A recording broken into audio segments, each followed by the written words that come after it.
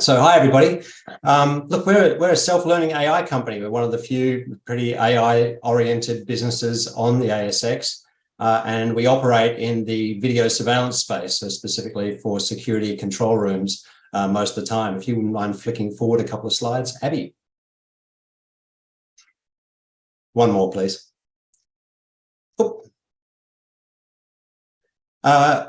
The artificial intelligence market, as you might expect, is absolutely exploding. The amount of investment going into this space is going nuts. I'm sure that many of you on this call have experimented with ChatGPT, and you'd have to be hiding under a rock to have not seen the press around it.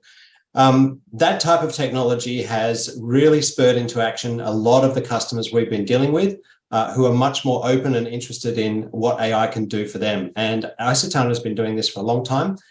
We're really addressing a clear need in a market that is demanding solutions. You go to the next slide, please, Abby. Video surveillance is clearly changing. Historically, most video surveillance networks are just recorded systems, and you'll see on the Channel 7 News a recording of somebody doing some nefarious act in front of a surveillance camera again and again. Most surveillance networks are literally just keeping that record and being used to troll through after the event has taken place. We believe that AI can really change that, and we are working with computer vision technologies that are very cutting edge to be able to self-learn what's happening in front of each individual camera view, create a training model of what it's expecting to see, and then to report the unusual and anomalous events in real time, so that our customers start to get notifications about a widely distributed surveillance network, all kinds of things that might be taking place. Next slide, please, Adi. The market for video analytics is absolutely booming, 23% per annum forecast to grow. It's already a $7.1 billion market. This includes everything from facial recognition to license plate recognition. And icetana, of course, is a tiny slice of that so far, but we do see that the many different players in this market allow us to show our clear differentiation and allow us to participate in a really fast-growing market. Next slide, please, Abby. This is an example of a site that we're working with. This is in Argentina. They've got about 60 operators monitoring something like 1,600 cameras within that site. And the surveillance operators are overwhelmed with that kind of footage, even though each of these operators is assigned about 30 cameras. Next slide, please. Now, most of our competitors, almost all of our competitors, in fact, they use what we like to refer to as rules for their systems. So the rules might say, let me know if this virtual tripwire is crossed, let me know if somebody's loitering in this space, or match this space to this database. We're very different from that. Our system, because it's self-configuring, it learns within 24 hours and starts reporting interesting events immediately after that. That is massively more scalable, because the other systems you need to configure camera by camera. If a customer comes along and has 1,000 cameras they want to add, they just get overwhelmed by the idea of having to create a rule for every one of those cameras. This is the area people should be. This is where they shouldn't be. With icetana, the system just takes 24 hours. It learns what's going on and it starts to report the unusual stuff in real time. And we do that using a unique black screen interface, which you can see at the bottom right of this slide, where events fade in and fade out as they take place. That 3x3 grid would look after about 300 cameras, to give you a rough idea. icetana is consistently operating with its new product at well below 1% of surveilled time. To give you a context for that, typical motion detection will remove about 40% of surveilled time. And you're looking at 60% of what's going on in front of a camera as motion detection typically. With icetana, you're looking at sub 1%. It's extremely valuable and useful for those operators. Next slide, please. So a quick glance at the company. We've been around for quite a while. We have 69 customer sites around the world, over 15,000 cameras licensed under icetana, and that is our core metric for revenue growth, is cameras under license. Our SaaS model is oriented around a license fee per camera per month, typically paid 12 months in advance, which is really good for our cash flow. Our minimum order quantity for most customers is 50 cameras. So we're not somebody who goes into residential opportunities, but we are very interested in small business through to very, very large surveillance organizations. If you go to the next slide, please. So our core markets are guarding services companies. So these are companies who provide guards. They might be static guards or roaming guards at different times of the day and night. Retail and hospitality space, particularly for shopping centers, and I'm going to give you a case study about that in a moment. We have over 30 shopping centers using icetana globally, from Australia to Singapore to the Middle East. Large enterprises, particularly, there's a lot of growth in this space in Japan. So if you own a big building, that's particularly interesting for icetana. You're going to have a lot of cameras on there, and we can help reduce your guard count in that situation. And public safety and transportation. So if you're looking about transportation hubs and also council surveillance, that sort of thing, they're all areas that are really key markets for us. Next slide, please. So our go-to-market model is a 3-month trial where a customer pays for that trial. They pay less than the cost of the hardware. We ship them the hardware. They get started with 50 cameras. Once a customer starts to see icetana's new product working on their own cameras, they get much more excited about its future. So we then transition them over to a 1-year subscription, work out how many cameras they really want beyond the initial 50 that we might have connected, and then we work on expansion of those customers. So a number of our existing customers have been using our older version of the product, which has been updated in the last 3 or 4 months, are very, very interested in using the new product, and even more heartening, in expanding the number of cameras that they've got, because the new product has dramatically improved the signal to noise ratio, which means you're seeing less of things that are not interesting and much more of the things that are interesting. Next slide, please. Look, I won't go into a lot of depth in this case study. This data is available for us, but events take place at shopping malls where people trip down escalators and they make claims. Maintenance issues happen where damage takes place. There's graffiti, all types of things like this. But icetana's savings are not just on events. We also present savings to these types of operations through reducing the number of guards you need in field. Our largest customer in the Middle East has about 8,000 cameras with icetana, and they've told us that if they switched icetana off tomorrow, they'd have to hire 80 people. That's a 100 camera to 1 person ratio, and this is something we use in our marketing efforts with customers. If you go to the next slide, please. The payback for the customers is very strong. For a typical small shopping mall, a couple of 100 cameras, we're talking about $100,000 a year being saved. Please move to the next slide.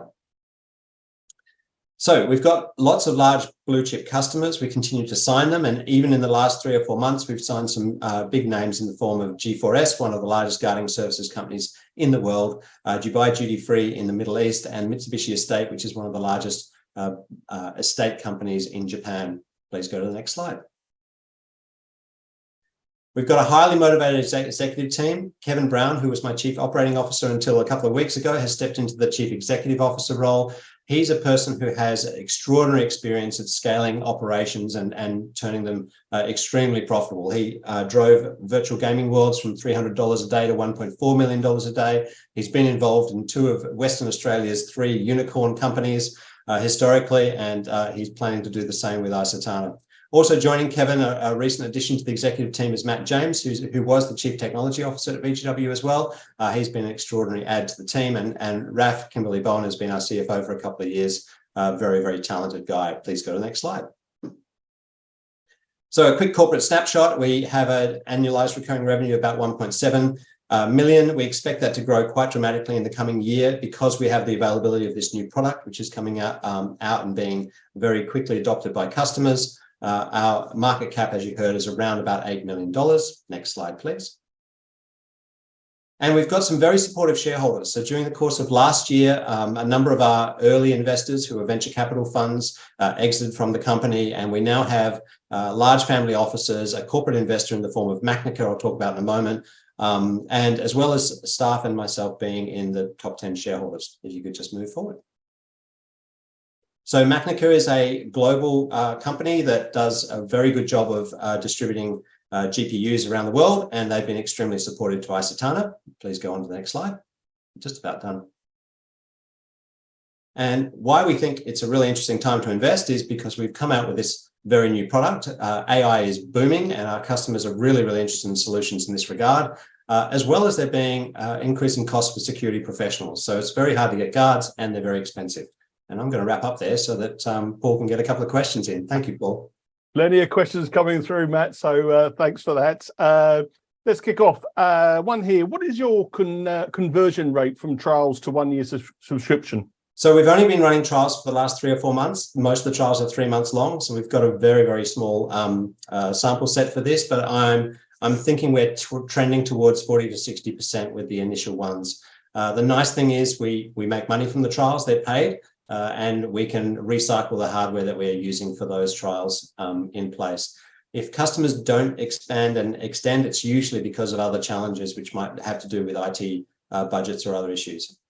Gotcha. And the question here, can icetana use its technology to assist customer satisfaction, like wait times and customer servicing? So we are able to track dwell time for how long somebody's standing in a single place. And because we are big in shopping malls, we are adding some functionality to the software that allows you to do heat maps to determine how long people are hanging around outside particular stores. This is very valuable to the shopping center owners because they can change their lease pricing according to where people are typically hanging around. That type of information was not something we had with our old product. The new product allows us to add these features very, very rapidly. And we're currently on about a 6-week release cycle, which is super exciting for our customers because if they don't like things, we can change them really fast. And if they want new stuff, we just pop it on the list and get around to it pretty rapidly. Gotcha. And your recurring revenue numbers have been growing. How confident are you that you continue to grow them? Oh, very, very confident. We've got plenty in the pipeline. We've got orders in hand that show we're clearly on a growth trajectory. I don't think there's any scope for us to be going backwards from here. It's just how fast we're going to grow, and that's down to the team. Our next 2 hires within the company are definitely going to be sales and commercialization people. It was hard to attract salespeople with our old product. With our new one, they're almost beating the door down. It's really nice to see. That's great to hear. And how is the customer pipeline looking, and what potential material contracts are you currently working on? So we've got a great customer pipeline. We are pretty focused in Australia. We do believe in building up a good franchise model, so we know how to do what we need to do in Australia, nice and close to our regular operations. But in Singapore, we've got some good clients there, and also with our partner in Japan. The Middle East remains a strong revenue source, but the North American market has barely been touched. So we're planning to head over there probably in the next 6 to 12 months. And really expand upon that. Now, we do have a very unique offering. It's a highly competitive space from a budget perspective, but from a functionality perspective, we get extraordinarily positive feedback about our new user interface and how simple the product is to use. And one here is, what additional work is being done to continue to improve the technology? So about 8 of our 14 staff members are in the software development side of things. We have a very substantial R&D tax claim each year, which helps our cash flow no end. And to make sure that we're ahead of the game, it's been very, very challenging to get the product to where it is. This is very complicated technology, but we utilize AI every single day. So we are using not just ChatGPT, but DALL-E and many other products to enhance our own product. We've built integrations within our product that go through to ChatGPT. And I would say the productivity of our technology team has probably jumped 30 to 40% in the last 4 months alone, just because of all the AI tools that are now available for people who are doing coding as we are. And just one, you touched this a little bit earlier. How is your revenue split geographically, and where do you see the most upside? Is it into the US market? Yeah, I think the US has enormous potential, but so does Japan. People really pay a big premium up there. So at the moment, we're about 40% Middle East, 40% APAC, and 20% rest of the world in terms of our revenue mix. One thing to call out, though, is that about 75% of our revenue is US dollar denominated. So we're quite an interesting sort of overseas currency type of play as well with icetana. Matt, it's been an absolute pleasure. Thanks for your presentation today. Thank you very much. Thanks. Have a great weekend.